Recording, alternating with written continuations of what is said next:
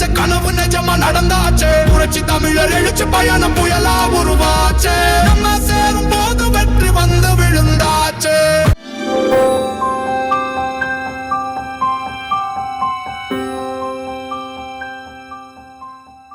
இன்றைய தினம் ஸ்டாலின் அவர்கள் இங்க வந்துட்டு போயிருக்காரு. நாகப்பட்டினத்துக்கு வந்துட்டு போனாரா தெரியுமா? நிறைய பேர் தெரியல. ஆக திரு ஸ்டாலின் அவர்கள் நான் போவதற்கு முன்பாகவே ஒவ்வொரு ஊரா போயிட்டு போறாரு. எதுக்காக போறாரு, ஏன் போறான்னு ஒண்ணுமே தெரியல. ஏதாவது செஞ்சிருந்து போனா மக்கள் வரவேற்பாங்க. நாங்க இங்க வந்திருக்கிறோன்னா இங்க பிரம்மாண்டமான மருத்துவக் கல்லூரி மருத்துவமனை கட்டி கொடுத்துக்கிறோம். பிரம்மாண்டமான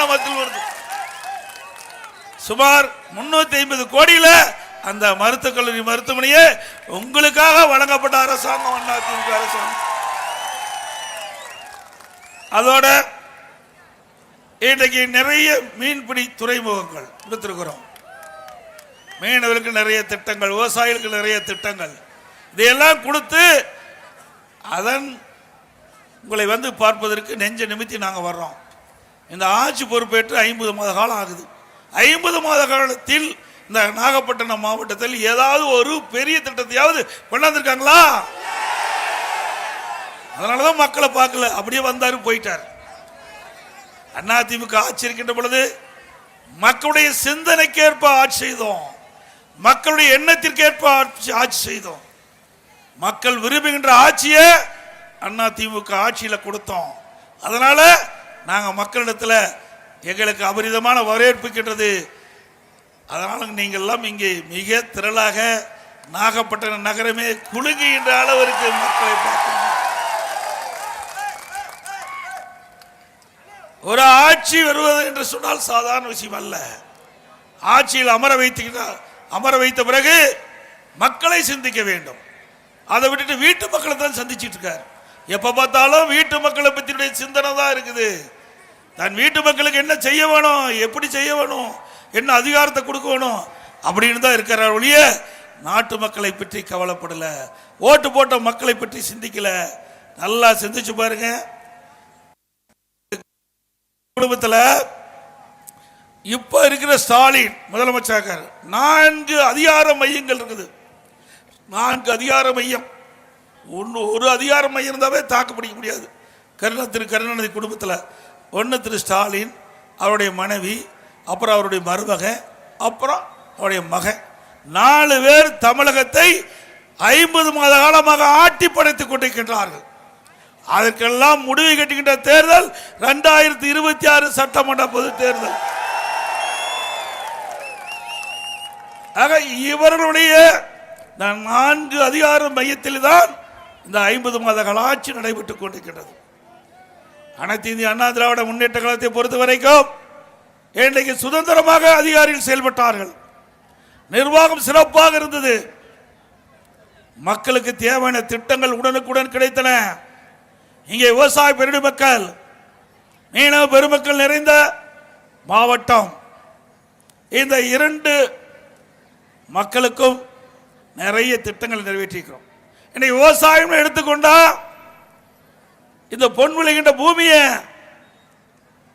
ஹைட்ரோ கார்பன், மீத்தேன், ஈத்தேன் போன்ற திட்டங்களுக்கு எடுப்பதற்கு முயற்சி செய்த பொழுது இங்க இருக்கின்ற விவசாய பகுதி மக்கள், விவசாய தொழிலாளிகளும் தங்களுக்கு வாழ்வாதாரம் இழந்து விடுவோம் என்ற அச்சத்தில் அரசாங்கத்திற்கு கோரிக்கை வைத்தீர்கள். அண்ணன் OS மணியன் அவர்கள் என்னிடத்திலே பேசினார். எப்படியாவது இந்த திட்டத்தை தடுத்து நிறுத்த வேண்டும், அதற்கு தகுந்த ஆதாரத்தோடு சட்டத்தை நாம் கொண்டு வந்து நிறைவேற்ற வேண்டும் என்று கோரிக்கை வைத்தார்கள்.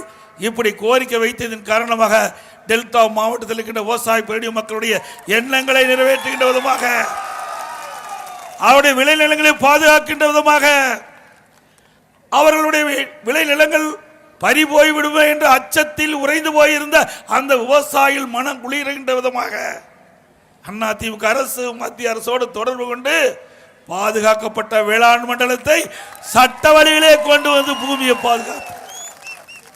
இது அதிமுக அரசாங்கத்துடைய சாதனை. அதே நேரத்தில் திராவிட முன்னேற்ற கழக அரசு இருக்கின்ற பொழுது திரு கருணாநிதி அவர்கள் முதலமைச்சராக இருந்தார்கள்.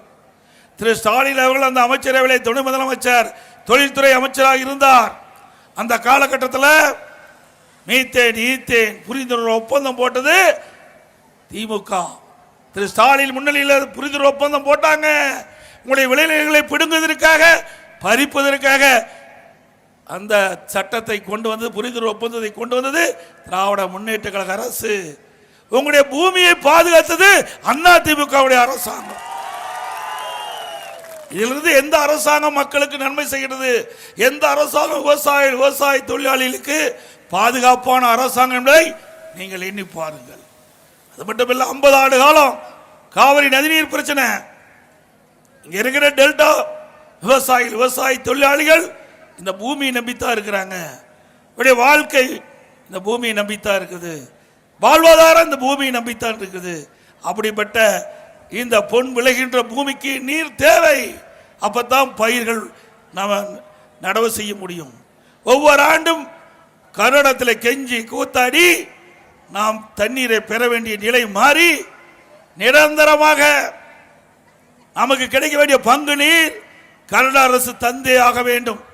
அதன் அடிப்படையில் இதையும் புரட்சி தலைவி அம்மா முதலமைச்சராக இருந்த காலகட்டத்தில் உச்ச நீதிமன்றத்தில் சட்ட போராட்டம் நடத்தி கொண்டிருந்தார்கள்.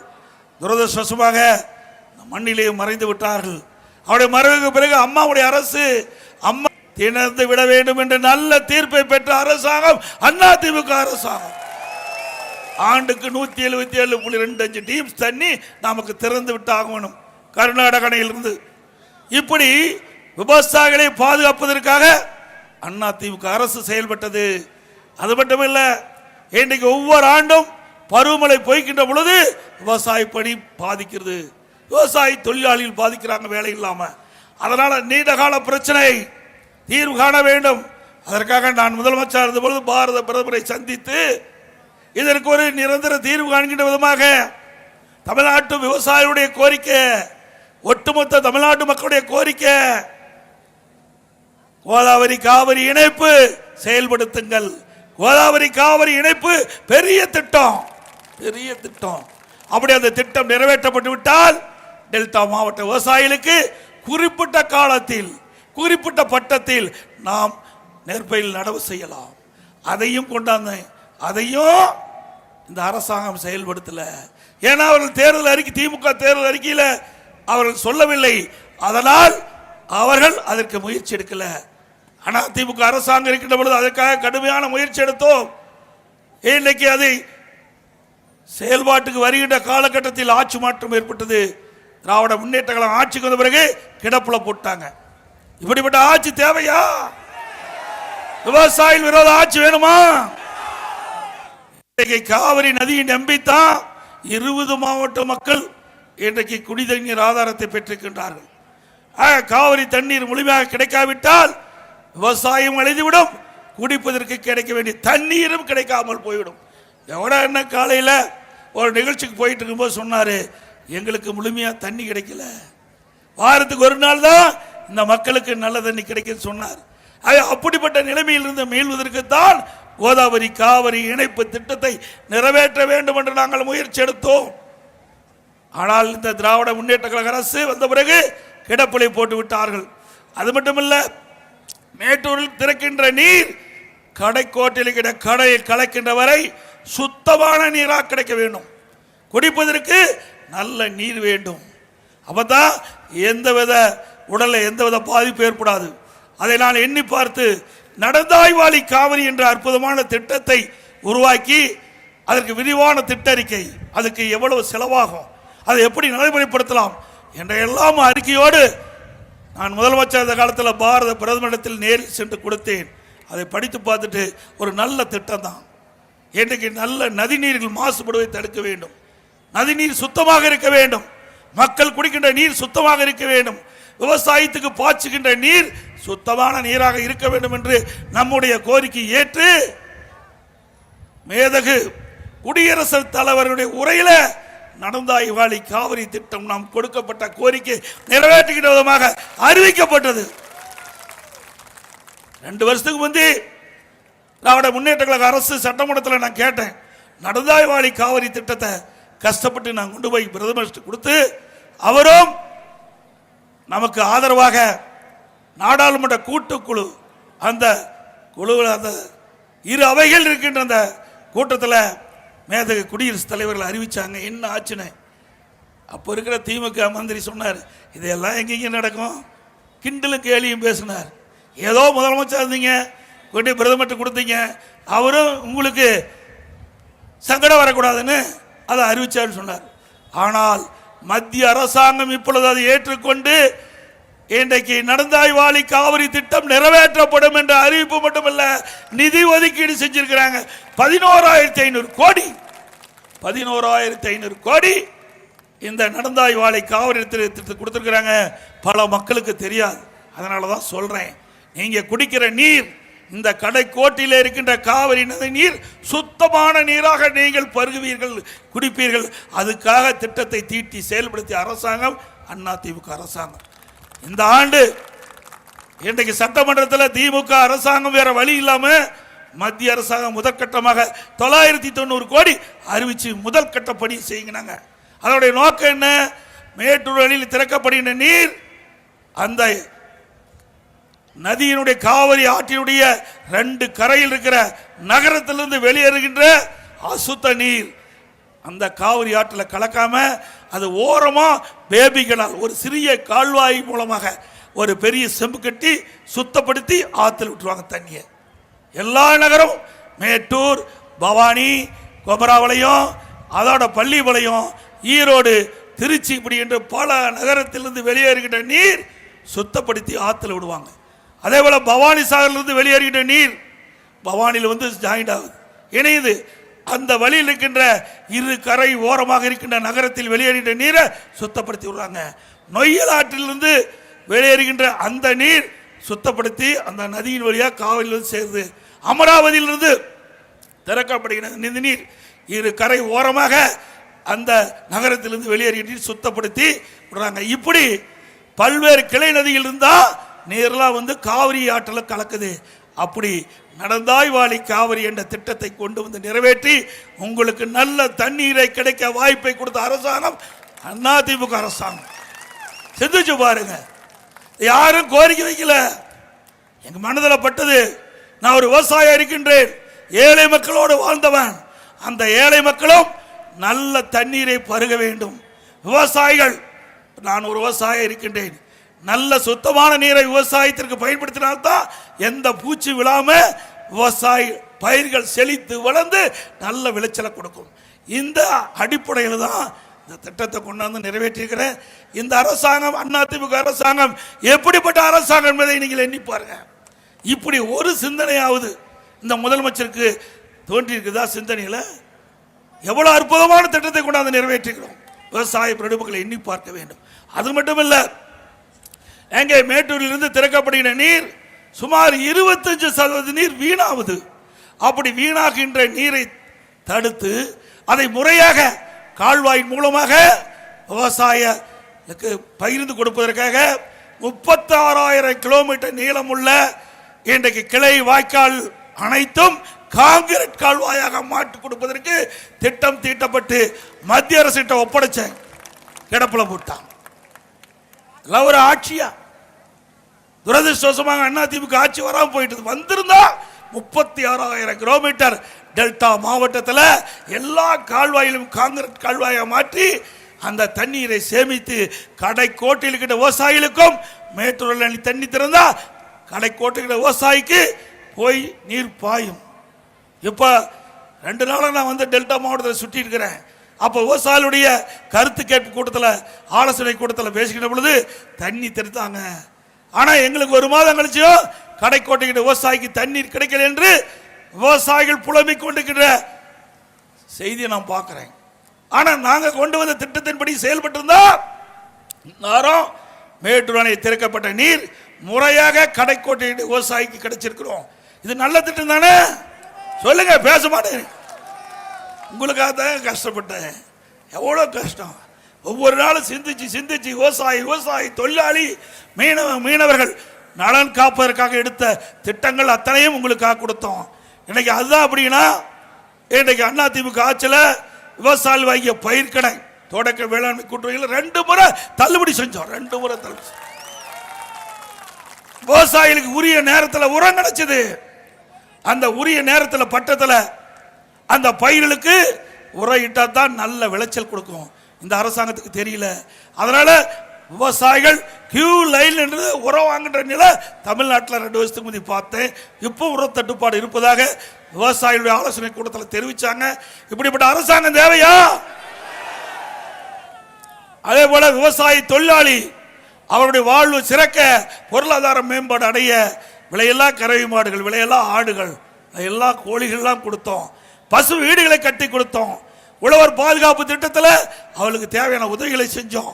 இப்படி ஏராளமான திட்டங்களை கொண்டு வந்த அரசாங்கம் அதிமுக அரசாங்கம். ஏழை குடும்பத்தில் பிறந்த பெண் உரிய நேரத்தில் திருமண வயது அடைந்த போது திருமணம் நடக்க வேண்டும் என்ற அடிப்படையில் அம்மா இருக்கின்ற பொழுது திருமண உதவி திட்டம் 25,000 50,000 கொடுத்தோம். தாலிக்கு தங்க ஒரு பவுன் இன்னைக்கு 70,000 ரூபாய். 6 லட்சம் பெண்களை வாழ வைத்த அரசாங்கம் அதிமுக அரசாங்கம். திருமண உதவி திட்டத்தின் கீழே 6 லட்சம் குடும்பம் இன்றைக்கு அந்த திட்டத்தின் மூலம் உதவி பெற்றிருக்கிறாங்க. அதேபோல அம்மா இருசக்கர வாகனம் இன்றைக்கு நம்ம கிராமத்திலும் சரி நகரத்திலும் சரி இன்றைக்கு பெண்கள் உரிய நேரத்தில் போய் அலுவலகத்துக்கு போகலாம், உரிய நேரத்துக்கு வீட்டுக்கு வரலாம். அம்மா இருசக்கர வாகனம், ஒரு அம்மா இருசக்கர வாகனம் வாங்குறதுக்கு 25,000 ரூபாய் மானியம் கொடுத்தோம். 3 லட்சம் அம்மா இருசக்கர வாகனம் வாங்கினதுக்கு திட்டமிட்டு செயல்படுத்திய அரசாங்கம் அதிமுக அரசாங்கம். இப்படி பல திட்டங்களை கொண்டாந்து நிறைவேற்றுகிறோம். அதே போல மீனவ மக்கள் நிறைந்த பகுதி இன்னைக்கு மீனவர்களுக்கு தேவையான திட்டம் இடத்துல கோரிக்கை வைத்தார்கள். அடன் YS மணியன் அவர்கள், உங்களுடைய அன்றைய தினம் அமைச்சராக இருந்த திரு ஜெயக்குமார் மீனவத்துறை அமைச்சராக இருந்தார். இப்படி மீனவ மக்களுடைய குறைகளை சுட்டி காட்டினார். மீனவர்களுக்கு சிறு துறைமுகங்களை அமைத்துக் கொடுங்கள், இறங்குதளங்களை அமைத்துக் கொடுங்கள், தடுப்பு சுவரை கட்டி கொடுங்கள், இப்படி கோரிக்கை வச்சாங்க. அதன் அடிப்படையில் நம்பியார் நகரில் அந்த மீனவர்களுடைய நலன் கருதி அவருடைய கோரிக்கையை ஏற்று அதிமுக அரசு 24 கோடி, அவருடைய மீனவருடைய பங்களிப்பு 11 கோடி, கிட்டத்தட்ட 35 கோடியில் அந்த மீன்பிடி சிறு துறைமுகங்களை அமைப்பதற்கு நடவடிக்கை எடுக்கப்பட்டு பணி நடந்துகிட்டு இருந்தது. இந்த ஆட்சி மாற்றம் வந்தது. அதை சரியான முறையிலே அந்த திட்டத்தை துறைமுகத்தை அமைக்காமலே அவசர கோலத்தில் முதலமைச்சர் திறந்து விட்டார். இன்றைய தினம் அந்த மீனவ மக்கள் நேரடியாக வந்து அதை பார்வையிடுங்கள் என்று கோரிக்கை வைத்தார்கள். நானும் மன்னனும் நேரடியாக சென்று அந்த மீன்பிடி துறைமுகத்தை பார்த்தோம். அதில் இருக்கின்ற குறைபாடுகள் நிச்சயமாக களையப்படும். 2026 சட்டமன்ற பொதுத் தேர்தலில் உங்களுடைய ஆதரவோடு வெற்றி பெற்று அந்த மீனவ மக்களுடைய குறைகள் முழுமையாக நீக்கப்படும். முழுமையான துறைமுகம் அந்த பகுதியில் இருக்கின்ற மீனவ சமுதாயங்கள் எப்படி எண்ணுகின்றார்களோ அதன்படி அந்த துறைமுகத்தை அமைத்து கொடுக்கும் அதிமுக அரசாங்கம். அது மட்டுமல்ல, கஜா புயல் கடுமையான சேதம். அப்படிப்பட்ட காலகட்டத்தில் கூட அதிமுக அரசு புயல் வேகத்தில் செயல்பட்டு ஆளும் தண்ணியில் மின் கம்பத்தை நெட்டு உடனுக்குடன் அதை சரி செஞ்ச அரசாங்கம் அதிமுக அரசாங்கம். அந்த காலகட்டத்தில் மக்களுக்கு தேவையான பொருட்கள் அரசின் சார்பாக கொடுத்தோம். தன்னார்வ மூலமாக தேவையான பொருள்லாம் கொண்டாந்து கொடுத்தோம். அப்படி மக்களை பாதுகாத்த அரசாங்கம் அதிமுக அரசாங்கம். அது மட்டும் இல்ல, விவசாயிகள் கஜா புயல்ல கடுமையாக பாதிச்சுட்டாங்க. பாதிக்கப்பட்ட விவசாயிகள் நெல் பாதிக்கப்பட்டதா உரிய விலை கொடுத்தோம். கரும்பு பாதிக்கப்பட்டதா அல்லது மாமரங்கள் பாதிக்கப்பட்டதா, இப்படி ஒவ்வொன்றையும் பாதிக்கப்பட்ட விவசாயிகள் எல்லாம் அந்தந்த சேதத்தை கணக்கிட்டு முழு நிவாரணம் அளித்த ஒரே அரசாங்கம் அதிமுக அரசு. அந்த கஜா புயல் போது பல பேர் உயிரிழந்து விட்டார்கள். அப்படி உயிரிழந்த குடும்பத்திற்கு தேவையான நிவாரண தொகை வழங்கிய அரசாங்கம் அதிமுக அரசாங்கம். அது மட்டும் இல்ல, கஜா புயல் போது கால்நடை செல்வங்கள் இறந்து விட்டன. மாடு, பசுமாடு, ஆடு, கோழி இதெல்லாம் இறந்து விட்டன. அதுக்கெல்லாம் கணக்கு போட்டு அந்த விவசாயிகளுக்கு, பாதிக்கப்பட்ட விவசாயிகளுக்கு, கால்நடை இழந்த விவசாயிகளுக்கு அதற்கு ஏற்றவாறு நிதி உதவி அளித்த அரசாங்கம் அதிமுக அரசாங்கம். அதேபோல மீனவர்கள் கஜா புயலால் வீடுகள் இழந்து விட்டார்கள்.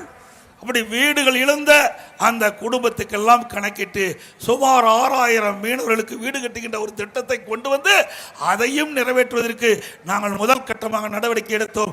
சுமார் 1300 வீடுகள் கட்டப்படும் என்ற அறிவிப்பை விட்டு கட்டப்பட்டு வந்தது வீடுகள். ஆட்சி மாற்றம் இன்றைய தினம் முடிவிட்டது. இன்னும் அந்த மீனவர்களுக்கு அந்த வீடு ஒதுக்கி தரல. அதிமுக ஆட்சிக்கு வந்தவுடன் கட்டப்பட்ட வீடுகள் உரிய மீனவர்களுக்கு வழங்கப்படும்.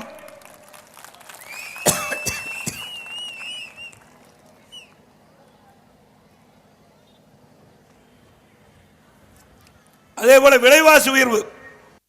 திராவிட முன்னேற்ற கழகம் எப்பொழுதெல்லாம் ஆட்சிக்கு வருமோ அப்பொழுதெல்லாம் விலைவாசி உயரும். இன்றைய தினம் மின்னை முட்டுகின்ற அளவுக்கு விலைவாசி உயர்வு. இன்னைக்கு அதிமுக ஆட்சியில் 2021 அதிமுக ஆட்சி அது வரைக்கும் நாட்டை ஆண்டுது. அந்த காலகட்டத்தில் பச்சரிசி சாப்பாட்டு அரிசி 1 கிலோ 50 ரூபாய்க்கு விற்றது. இப்போ 1 கிலோ 77 ரூபாய்க்கு விற்கிது. 1 கிலோ 27 ரூபா அதிகமாக இருக்குது. பொன்னி புழுங்கல் அரிசி 1 கிலோ அரிசி 50 ரூபாய்க்கு விற்றது. இப்போ 72 ரூபாய்க்கு விற்கிது. 1 கிலோ 22 ரூபா அதிகம். இட்லி புழுங்கல் அரிசி 1 கிலோ அதிமுக ஆட்சியில் 30 ரூபா, இன்றைக்கு திமுக ஆட்சியில் 48 ரூபாய்க்கு விற்கிது. அதாவது 18 ரூபா உயர்ந்திருக்குது.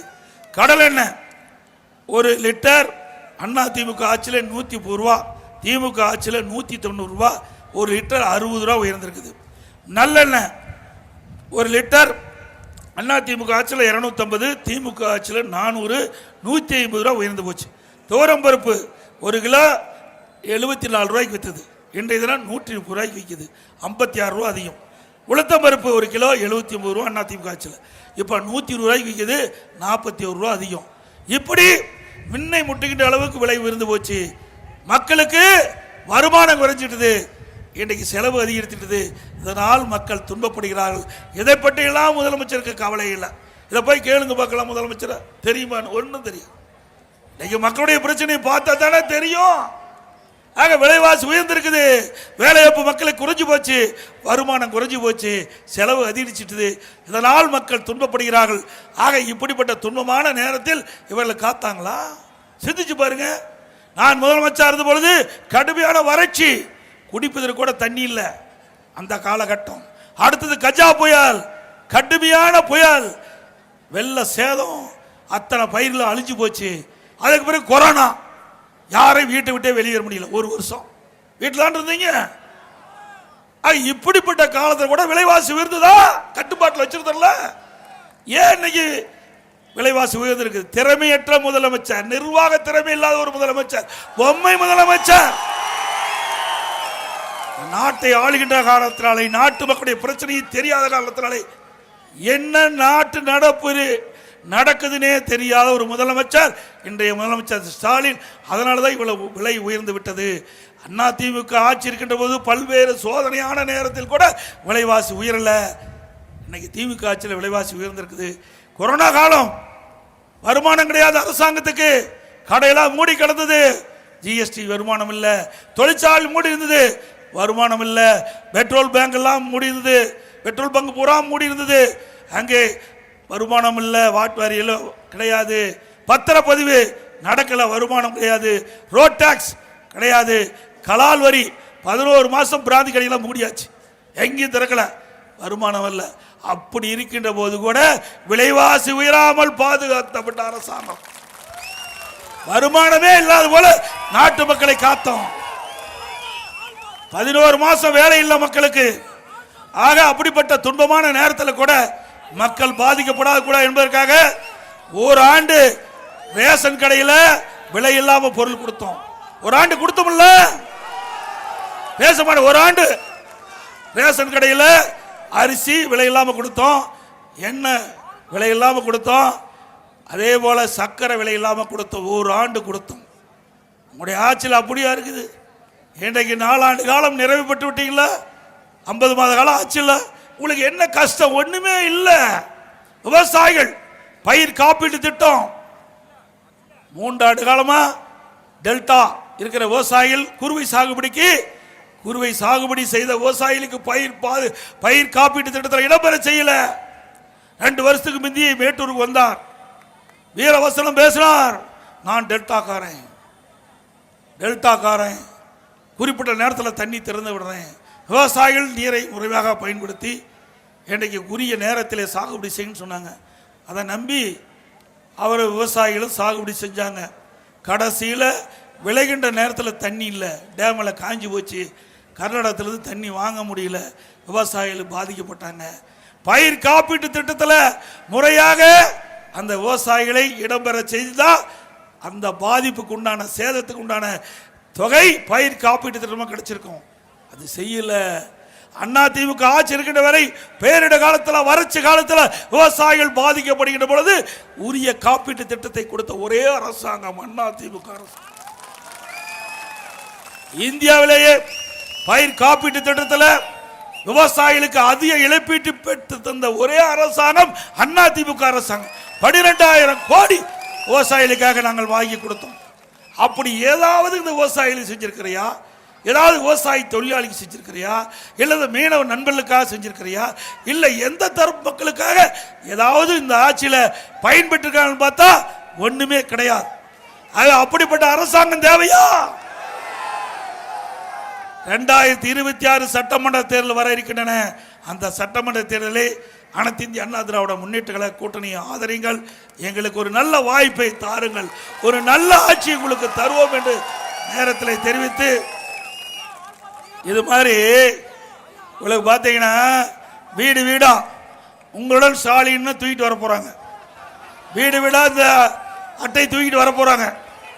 இதுல என்னன்னா 46 பிரச்சனை உங்ககிட்ட இருக்குது.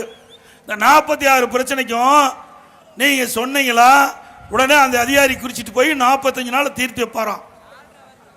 ஏங்க அப்படின்னா 4 வருஷம் கழிச்சு தான் மக்களை பத்தி இந்த முதலமைச்சர் சிந்திச்சிருக்கார்.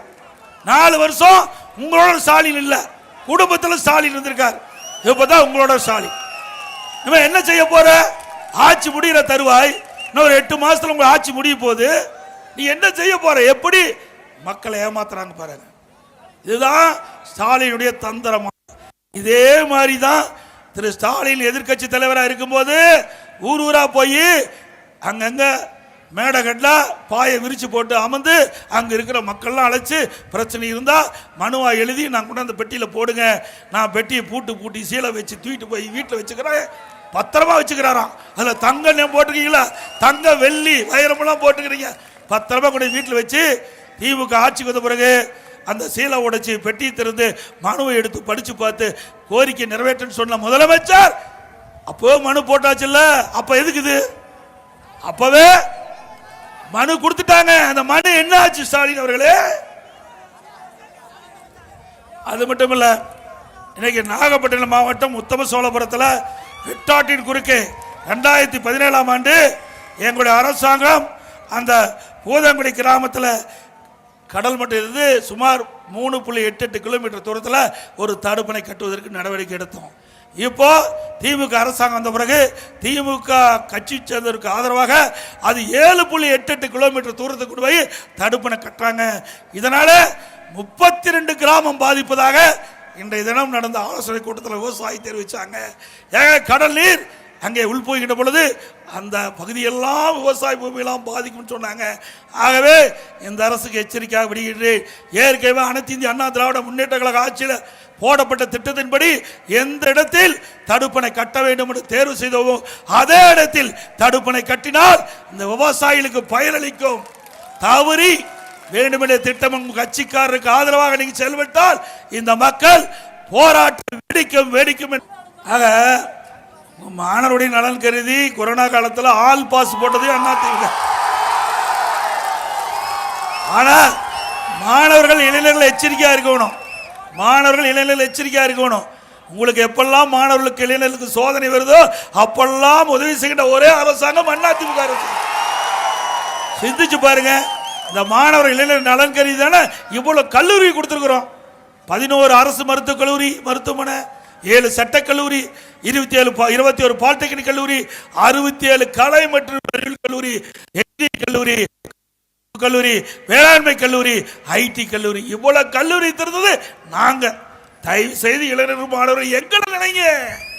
அதிமுக ஆட்சி தான் உங்களுடைய ஆட்சி, இது உங்களுடைய கட்சி, உங்களுடைய அரசாங்கம் அதிமுக அரசாங்கம். அதனாலதான் ஆல் பாஸ் போட்டேன். எல்லாரும் நல்லா இருக்கணும். மாணவர்கள் இருந்து அனைத்து தர மக்களும் மகிழ்ச்சியாக வாழ வேண்டும். ஆக வருகின்ற சட்டமன்ற தேர்தலிலே அனைத்து இந்திய அண்ணா திராவிட முன்னேற்ற கழக வேட்பாளருக்கு இரட்டை சின்னத்திலே வாக்களித்து வெற்றி பெற செய்கிறேன். அதே வேளையில் இன்றைக்கு நாகப்பட்டினம் மாவட்டத்தில் நிறைய திட்டங்களை நிறைவேற்றி தந்திருக்கிறோம். நான் ஏற்கனவே சொல்லிட்டு, அம்மா இருக்கும்போது மீன்வள பல்கலைக்கழகத்தை கொடுத்தோம், மீன்வள கல்லூரியை கொடுத்துருக்கிறோம். புதிதாக பாரதிதாசன் பல்கலைக்கழக உறுப்புக்கலை மற்றும் அறிவியல் கலை தொடங்கப்பட்டது. அதே போல் நாகப்பட்டினத்தில் நம்பியார் நகரில் சிறு துறைமுகங்களை கட்டி கொடுத்துருக்குறோம். நாகூர் பண்டினச்சேரி 19 கோடியில் கடல் தடுப்பு சுவர் அமைக்கப்பட்டது. குடிமராமத்து திட்டத்தின் மூலமாக அனைத்து குளங்கள் ஏரிகள் அனைத்து தூர்வாரப்பட்டிருக்கின்றன. அதே போல் நாகப்பட்டினத்தில் ஒருங்கிணைந்த நீதிமன்ற வளாகம் புதிதாக கட்டி கொடுத்துருக்குறோம். புதிய வருவாய் கோட்டாச்சாலும் கட்டி கொடுத்துருக்குறோம். மாவட்ட விளையாட்டு அரங்கம் கட்டி கொடுத்துருக்குறோம். நாகப்பட்டினம் ஊராட்சி ஒன்றிய அலுவலகத்திற்கு புதிய கட்டிடம் கட்டி கொடுத்துருக்குறோம். திருமருகல் ஊராட்சி ஒன்றிய அலுவலகத்திற்கு புதிய கட்டிடம், திருக்கண்ணபுரத்தில் புதிய காவல் நிலையம் தொடங்கப்பட்டிருக்குது. திருமருகலில் புதிய தீயணைப்பு நிலையம் கட்டி கொடுத்துருக்குறோம். திருமருகல் அரசு ஆரம்ப சுகாதாரத்துக்கு 30 படுக்கை கொண்ட இன்றைக்கு மேம்படுத்தப்பட்ட மருத்துவமனையை தரம் உயர்த்தியிருக்கிறோம். திருமருகலை தலைமையாக கொண்டு குறுவட்ட நில அளவையார் அலுவலகம் கட்டித்திருக்கிறோம். தொகுதி முழுவதும் பல்வேறு நிலைப்பள்ளிகள், உயர்நிலைப்பள்ளி மேல்நிலைப்பள்ளியா தரம் உயர்த்திய அரசாங்கம் அதிமுக அரசாங்கம். தொகுதி முழுவதும் கிராமங்களை இணைக்கக்கூடிய 40க்கும் மேற்பட்ட பாலங்கள் நாங்கள் கொடுத்திருக்கிறோம். இந்து சமய அறநிலைத்துறை ஆட்சித்துறை இணை ஆணையர் எல்லை தஞ்சாவூரிலிருந்து பிரித்து நாகப்பட்டினம் தலைமையாக கொண்டு இணை ஆணையர்கள் கட்டு துவக்கப்பட்டது. திருமருகலில் இந்து சமய அறநிலைத்துறை ஆட்சி ஆய்வாளர்கள் உருவாக்கப்பட்டது. நாகூர் தர்கா குளம் தடுப்பு சுவர் இடிந்து விழுந்தவுடன் நானே நேரடியாக பார்த்து அந்த குளக்கரையை சரி செய்வதற்கு 4.15 கோடி நிதி ஒதுக்கீடு செய்து குளக்கரை சுவர்களை கட்டி கொடுத்த அரசாங்கம் அதிமுக அரசாங்கம் தெரிவித்து, திரு ஸ்டாலின் அவர்களே, இதுவரை நடித்தது போதும், மக்களை ஏமாற்றியது போதும். சட்டமன்ற தேர்தலே உங்களுக்கு நடிப்புக்கு முற்றுப்புள்ளி வைக்கின்ற தேர்தலாக அமைய வேண்டும். திரு ஸ்டாலின் திமுக அரசு ஃபெயிலியர் மாடல் அரசு ஆகி போச்சு. திரு ஸ்டாலின் மாடல் திமுக அரசு ஃபெயிலியர் மாடல் அரசு ஆகி போச்சு. மக்களை காப்போம், தமிழகத்தை மீட்போம்,